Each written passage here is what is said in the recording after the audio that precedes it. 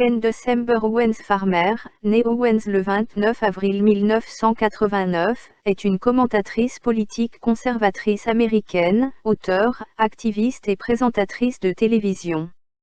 Elle s'est fait connaître pour ses opinions conservatrices et ses commentaires francs sur diverses questions sociales et politiques, avec l'incrédulité du changement climatique. Owens a été reconnue pour son activisme pro-Trump bien qu'elle ait d'abord critiqué l'ancien président des États-Unis Donald Trump et le Parti républicain. Elle est également connue pour ses critiques de Black Lives Matter et du Parti démocrate.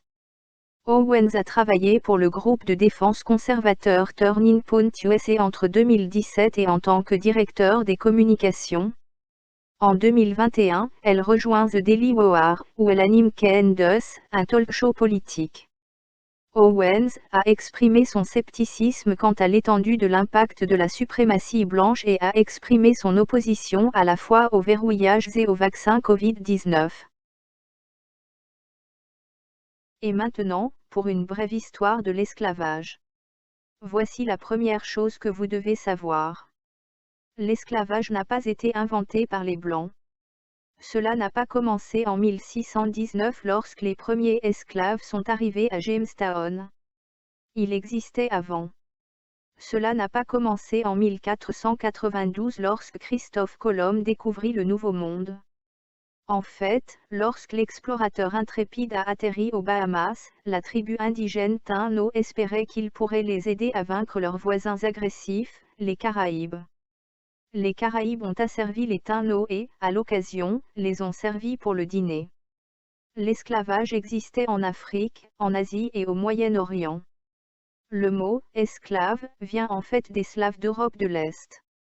Des millions d'entre eux, tout blancs soit dit en passant, ont été capturés et réduits en esclavage par les musulmans au IXe siècle et plus tard par les Turcs ottomans.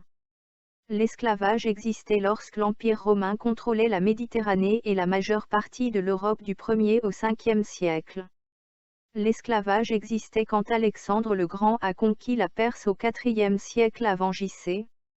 C'était si commun qu'Aristote le considérait simplement comme naturel. Le modèle esclave/maître était exactement la façon dont le monde fonctionnait à l'époque du grand philosophe. L'esclavage existait à l'époque des anciens Égyptiens il y a 5000 ans. Aussi loin qu'on puisse remonter dans l'histoire humaine, on trouve l'esclavage. Comme le note l'historien de renom John Steele Gordon, depuis des temps immémoriaux, les esclaves étaient un élément de commerce majeur. Jusqu'à un tiers de la population du monde antique était réduit en esclavage. Voici la deuxième chose que vous devez savoir. Les Blancs ont été les premiers à mettre formellement fin à l'esclavage. En 1833, la Grande-Bretagne a été le premier pays de l'histoire du monde à adopter une loi sur l'abolition de l'esclavage. Ils furent rapidement suivis par la France qui, en 1848, abolit l'esclavage dans ses nombreuses colonies. Puis, bien sûr, est venu le 13e amendement à la Constitution des États-Unis.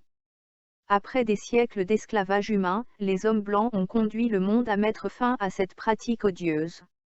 Cela inclut les 300 000 soldats de l'Union, majoritairement blancs, qui sont morts pendant la guerre civile.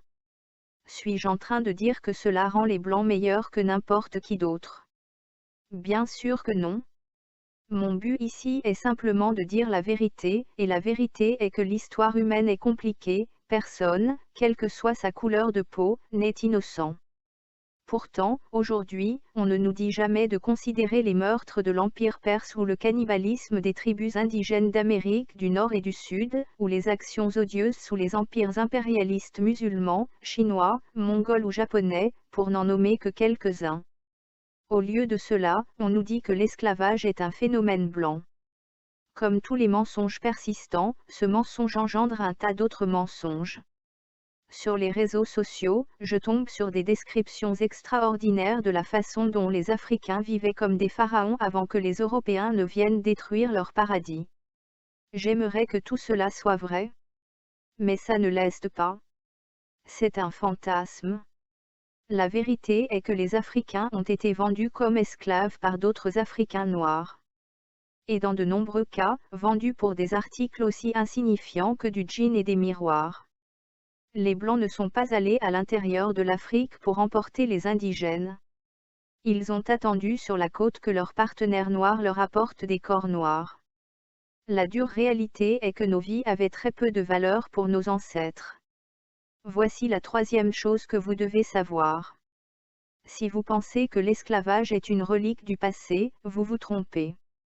Il y a environ 700 000 esclaves en Afrique aujourd'hui. Dans l'actualité, c'est l'estimation la plus basse que j'ai pu trouver. D'autres sources disent qu'il y en a beaucoup plus.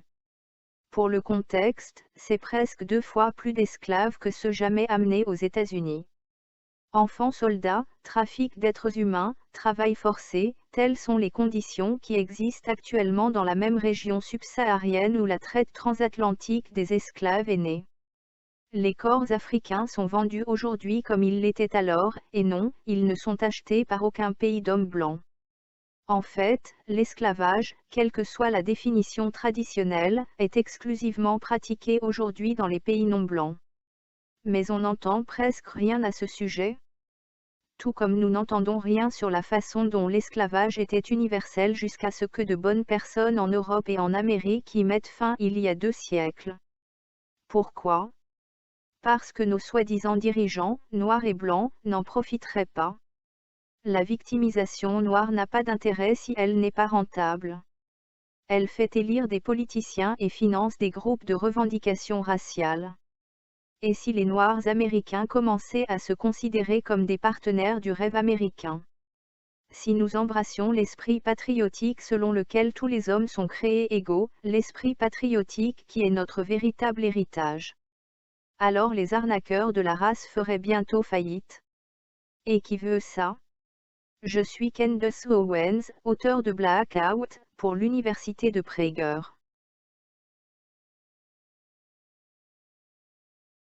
Certaines personnes sont étonnées d'apprendre que des propriétaires d'esclaves noirs existaient aux États-Unis. Alors que les Blancs contrôlaient la grande majorité des esclaves aux États-Unis, une infime minorité d'Afro-Américains, en particulier dans le Sud, ont pu acquérir ou hériter des esclaves. Certains Afro-Américains qui détenaient des esclaves aux États-Unis étaient d'anciens esclaves capables d'acheter leur propre liberté et celle de leur famille, tandis que d'autres étaient des personnes libres de couleur qui ont hérité ou acheté des esclaves. Les 10 plus célèbres propriétaires noirs d'esclaves sont 1. Anthony Johnson. Anthony Johnson était un homme afro-américain qui vivait dans la colonie britannique de Virginie au XVIIe siècle et était propriétaire d'esclaves. L'un des premiers Afro-Américains connus pour avoir possédé des esclaves dans les colonies britanniques d'Amérique du Nord, il a été l'un des premiers de sa race à le faire. Johnson était lui-même un serviteur sous contrat libéré qui était devenu un fermier prospère en Virginie après avoir servi comme esclave dans le passé. Il était propriétaire d'une plantation ainsi que d'autres esclaves, et on se souvient de lui pour une affaire judiciaire dans laquelle il a demandé avec succès qu'un de ses anciens travailleurs sous contrat, un homme blanc appelé John Case, soit déclaré son esclave à vie. Cette affaire lui a valu sa notoriété, et on se souvient de lui aujourd'hui. 2. Elizabeth Fraser Skelton Andrews, active en 1847, était hôtelière aux États-Unis. Entre 1834 et 1847, elle était propriétaire et gérante du célèbre hôtel haut de gamme Mansion House Hotel à Charleston, en Caroline du Sud.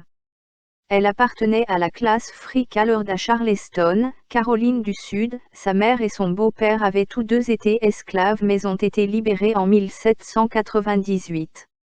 Elle était la demi-sœur de Giro Jones. Son beau-père a acheté l'hôtel Bureau Hall House en 1815 et l'a transformé en le célèbre Jones Inn, l'un des hôtels les plus rentables de Charleston, privilégié par la riche élite blanche. Son beau-père est décédé en 1833. Anne Diaz a repris l'entreprise de son beau-père en 1834. Elle l'a dirigé avec succès et il est resté l'un des hôtels les plus prestigieux de Charleston. Elle a changé le nom en Mansion House Hotel. Elle a utilisé le travail des esclaves dans son personnel, comme c'était l'habitude pour les autres hommes d'affaires libres de couleur. En 1840, elle est identifiée comme la propriétaire de 5 esclaves travaillant dans son hôtel. 3. William Ellison. William Ellison était un propriétaire et marchand d'esclaves afro-américains en Caroline du Sud au XIXe siècle. Il a vécu à cette époque. En 1790, il est né en esclavage, mais il a finalement acheté sa liberté ainsi que celle de sa famille. Ellison a finalement gagné sa liberté et a poursuivi une carrière prospère en tant que fabricant d'égreneuses de coton et propriétaire de plantations. Il dirigeait une importante plantation en Caroline du Sud avec l'aide d'esclaves qui y travaillaient. Il a également été impliqué dans la politique au niveau local et a été représentant de son district à la législature de l'État de Caroline du Sud. 4. John Curraters Stanley. John Curraters Stanley était un homme afro-américain qui détenait des esclaves dans l'État de Caroline du Nord au XIXe siècle. En 1812, il est né en esclavage dans l'État de Caroline du Nord, mais il a finalement acheté sa liberté et celle de sa famille. Après avoir gagné sa liberté, Stanley s'est établi en tant qu'entrepreneur prospère et propriétaire d'esclaves en Caroline du Nord, où il possédait une plantation ainsi que diverses autres entreprises. 5. Antoine Dubuclet. Antoine Dubuclet était un homme afro-américain qui détenait des esclaves dans l'État de Louisiane au XXe siècle. En 1810, il est né en esclavage dans l'État de Louisiane, mais il a finalement acheté sa liberté et celle de sa famille. Après avoir gagné sa liberté, Dubuclet est devenu un prospère cultivateur de sucre et propriétaire d'esclaves. Il dirigeait une plantation en Louisiane avec l'aide d'esclaves qui travaillaient sur la plantation. Il a également été impliqué dans la politique au niveau local et a représenté la Louisiane à la législature de l'État à un moment donné. 6. Marie-Thérèse Métoyer. Marie-Thérèse Coincoin, également connue sous le nom de Marie-Thérèse Métoyer, était une femme de couleur libre en Louisiane aux XVIe et XXe siècles qui possédait des esclaves.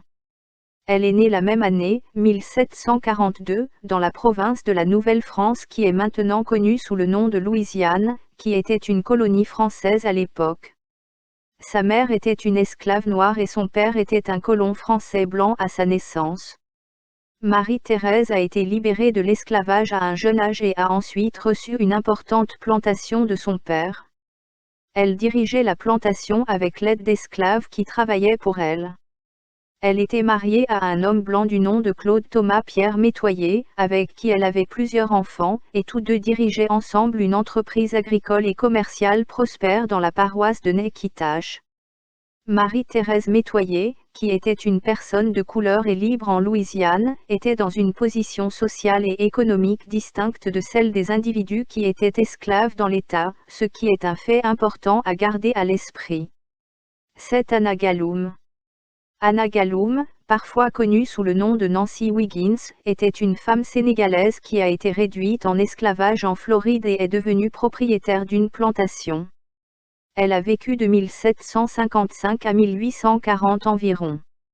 Elle avait été enlevée dans son propre pays et forcée de servir comme esclave dans les Amériques. Elle a servi comme esclave pendant une brève période, puis a épousé son ancien maître, un propriétaire de plantation blanche d'Angleterre, avec qui elle a eu 6 enfants. Elle a finalement été libérée. Finalement, après la mort de son mari, Galloum a hérité d'un grand nombre d'esclaves et a dirigé une plantation dans ce qui était alors la Floride espagnole. 8. Richard Edward de Riff. L'ancien esclave Richard Edward de Riff, 1798 à 1876, était un marchand de bois américain, homme politique et propriétaire de 40 esclaves noirs. De Riff était un membre éminent de la Société de Caroline du Sud et le rejeton d'une riche famille mulâtre. À l'époque de la reconstruction à Charleston, en Caroline du Sud, il était conseiller municipal et était reconnu comme l'un des hommes noirs les plus riches de la ville. De Riff a revendiqué l'ascendance amérindienne par l'intermédiaire de sa grand-mère, l'exemptant de la taxe de l'homme noir libre. En 1823, lui et son cousin John Quin ont saisi le tribunal pour faire valider les exonérations fiscales des familles de Riff et Quin au motif qu'elles descendaient authentiquement d'Amérindiens. parce qu'il s'identifiait à un groupe de peau plus claire qui ne se mélangeait pas avec des noirs plus foncés et les méprisait. Il détenait jusqu'à 40 esclaves, tout d'un teint plus foncé. 9. Marianne Céleste Dragon. Marie-Céleste Dragon, 1777 à 1856, était une riche propriétaire d'esclaves d'Haïti. Elle était la femme d'Andrea Dimitri. C'était un couple métis. Elle était l'une des femmes les plus puissantes de l'histoire de la Nouvelle-Orléans créole. Dragon était une femme noire qui prétendait être blanche. Elle a des ancêtres gréco-français et africains. C'était une propriétaire d'esclaves qui a possédé jusqu'à 40 esclaves, tous de couleur de peau plus foncée parce qu'elle appartenait à un groupe au teint plus clair qui ne se mêlait pas aux noirs plus foncés et les méprisait dans tous les aspects de la vie. Ses 2 enfants créoles sont allés à Georgetown. Alexander Dimitri, son fils, a été la première personne de couleur à fréquenter l'université de Georgetown et la première personne de couleur à être nommée ambassadeur des États-Unis. Il a été ambassadeur des États-Unis au Costa Rica et au Nicaragua. Euphrosine, sa première fille, a épousé Paul Pandeli. Elizabeth English, la mère de Paul, serait membre de la maison royale anglaise des Stuarts. 10. Aspasie Cruvellier-Miro. Aux États-Unis, la femme d'affaires et propriétaire terrienne Aspasia Cruvellier-Miro, 1800 à 1857, était une figure notable. Malgré l'interdiction faite aux non-blancs de posséder des terres à Antebellum Savannah, elle a pu acheter une propriété dans la ville de Géorgie. La colonie française de Saint-Domingue est son lieu de naissance et elle a toujours été considérée comme une personne de couleur libre. Elle était la sœur de Francis, Peter et Justine Cruvellier et la fille, ou sœur cadette, de Régeur Cruvellier. Petite fille, elle a déménagé à Savannah, en Géorgie, avec sa famille. À partir de 1812, elle résidait à Savannah, en Géorgie, où sa famille dirigeait une entreprise de couture prospère. Au début, elle était couturière dans l'atelier de tailleur de sa famille. Avec sa sœur Justine, elle ouvre une boulangerie-pâtisserie en 1825. Elle finit par s'imposer comme une figure puissante du monde économique. Elle a eu 2 filles, Louisa et Laetitia, par son mariage avec Samuel Miro. En 1829 ou 1831, elle était veuve. À cette époque, elle avait déjà ouvert sa propre boulangerie. La main-d'œuvre d'esclaves était également utilisée dans l'entreprise familiale. En 1839, elle déclare avoir payé des impôts pour 5 esclaves, tout comme sa mère et sa sœur qui étaient également propriétaires d'esclaves noirs. C'est un choc pour certains qu'il y ait eu des Noirs qui possédaient des esclaves noirs. Cela ne devrait pas être une surprise. Jusqu'à la seconde moitié du XIXe siècle, l'esclavage était universel. La plupart des sociétés pratiquaient une certaine forme d'asservissement, d'engagement, de servage ou d'autres formes de servitude forcée.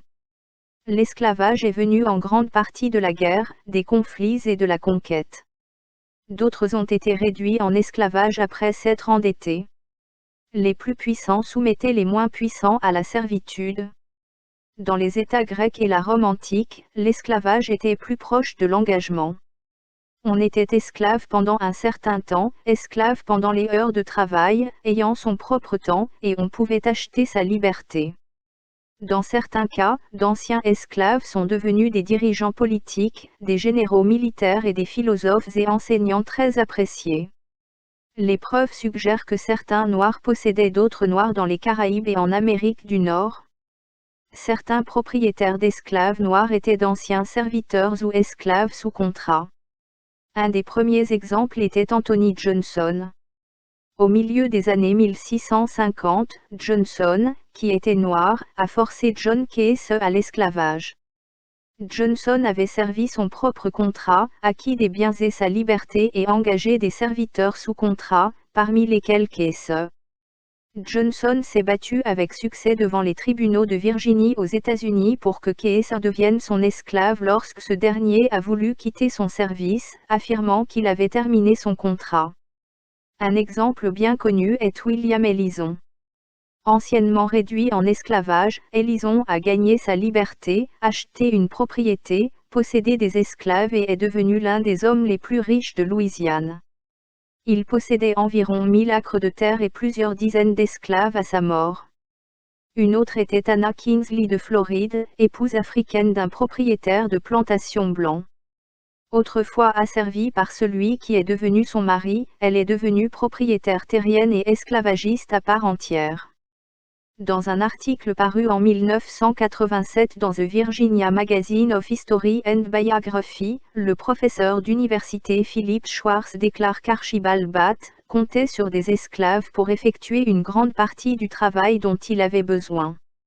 À certains égards, il semble avoir été typique de nombreux autres propriétaires d'esclaves de Virginie qui possédaient un nombre modeste d'esclaves, mais à un égard, cet homme indépendant était nettement différent, il était un Afro-Américain. Le professeur de Harvard Henry Louis Gibbs, Jr., écrit « Les Noirs libres possédaient des esclaves à Boston en 1724 et dans le Connecticut en 1783, en 1790, 48 Noirs du Maryland possédaient 143 esclaves. » Un fermier noir du Maryland particulièrement notoire nommé Nat Butler, achetait et vendait régulièrement des nègres pour le commerce du Sud, a écrit Ray Burton. Selon l'historien renommé Carter G. Woodson, 12% de tous les Noirs libres de Virginie en 1830 possédaient des esclaves. Gates dit en 1830, 3776 nègres libres possédaient 12 907 esclaves, sur un total de 2 9043 esclaves possédés dans l'ensemble des États-Unis. Il y avait des raisons pratiques pour lesquelles certains Noirs possédaient des Noirs. Larry Kroger suggère que la possession d'esclaves noirs était une forme de protection des esclaves.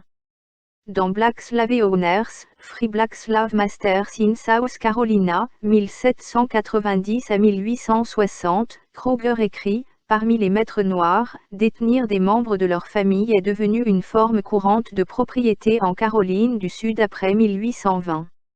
Les esclaves ne pouvaient être libérés qu'avec le consentement de la législature de l'État, et les législatures n'approuvaient presque jamais les pétitions des propriétaires d'esclaves noirs demandant des manumissions. Les esclaves des maîtres noirs, qu'ils soient membres de la famille ou non, sont saisis pour dette ou vendus au décès du maître.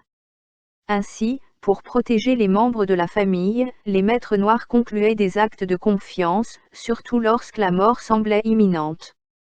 Ces documents transféraient le titre légal de l'esclave à un ami noir ou à un blanc sympathique et stipulaient les conditions de propriété. Fay Yarbrough, professeur agrégé d'histoire à l'université de l'Oklahoma, affirme que les Noirs possédaient des esclaves pour des raisons bienveillantes et commerciales. Les Américains se caractérisent par l'achat de parents ou d'amis. Par exemple, une femme afro-américaine libre pourrait acheter son mari afin de le soustraire à la menace d'un maître cruel. Ou un parent peut acheter ses enfants pour la même raison. Étant donné que certaines législatures d'État, comme la législature de Virginie de 1806, exigeaient que les esclaves émancipés quittent l'État, le maintien de la propriété d'une femme sur son conjoint ou le maintien de la propriété d'un parent sur ses enfants était souvent le seul moyen pour une unité familiale de rester intacte au sein de l'État. Il y avait d'autres dispositions, un esclave peut accumuler son prix d'achat grâce à la pratique de la location et approcher une personne noire libre pour l'acheter avec cet argent, étant entendu que l'esclave vivrait en tant que personne libre. Ainsi, ces propriétaires afro-américains n'asservissaient pas nécessairement les gens pour leur travail, mais achetaient des parents ou des amis pour garder les familles ensemble ou pour aider les gens à sortir de l'esclavage. Certains Noirs possédaient des Noirs pour des raisons pécuniaires. Yarbrough soutient qu'au moins certains propriétaires d'esclaves noirs détenaient des esclaves précisément pour la même raison que leurs homologues blancs, gagner de l'argent. De William Ellison et d'autres de son espèce, elle a dit que les esclaves étaient peu susceptibles de décrire leurs propriétaires comme bienveillants. La Jamaïque avait des Noirs qui possédaient des esclaves. Arnold Bertram, écrivant dans le Daily Gleaner en août 2017, les premiers propriétaires d'esclaves noirs étaient les Marrons, dont les dirigeants ont signé un traité avec les Britanniques en 1739 qui les obligeait à rendre à leurs anciens propriétaires tous les esclaves fugitifs qui avaient rejoint leur rang dans les 3 ans et à supprimer et détruire tous les autres, nègres rebelles. En récompense, un certain nombre de marrons ont été autorisés à posséder des esclaves dans la période post-traité. Il semble que les marrons soient devenus des propriétaires d'esclaves si enthousiastes que l'Assemblée, en 1744, a rendu illégale la vente d'esclaves aux marrons. La pratique s'est poursuivie comme cela a été confirmé dans un rapport du surintendant général des villes marronnes en 1773 sur les officiers marrons possédant des esclaves portés disparus. L'auteur bien connu, Malcolm Gladwell, dont la mère est jamaïcaine, a été choqué d'avoir des ancêtres noirs qui possédaient des esclaves. Il a découvert qu'un ancêtre jamaïcain noir ou métis, Margaret Mahallings, possédait probablement des esclaves. Dans son testament, découvert par Gates, on lit « Mon désir est que toutes mes dépenses funéraires et mes dettes justes et légitimes soient acquittées et satisfaites dès que possible après ma mort avec tout argent dont je pourrais être en possession en mourant ou qui pourrait être dû à ma succession. Et si cela ne suffisait pas, alors les nègres dont je serais propriétaire en mourant travailleraient en prêt ou autrement et l'argent provenant de ce travail serait appliqué aux fins déjà mentionnées. » Gay Agoff écrit à propos d'un ancêtre jamaïcain, qu'un homme qui avait été lui-même esclave, mais qui avait eu la chance d'être libéré, devienne plus tard propriétaire d'esclaves et exploiteur du travail gratuit, est à la fois choquant et ironique. Je suppose que nous ne devrions pas être choqués que ceux qui étaient autrefois les opprimés dans les Caraïbes, ainsi qu'en Afrique et en Asie, soient devenus plus tard des oppresseurs eux-mêmes. Elle pointe vers un autre ancêtre, je suis un descendant d'esclaves qui possédait des esclaves.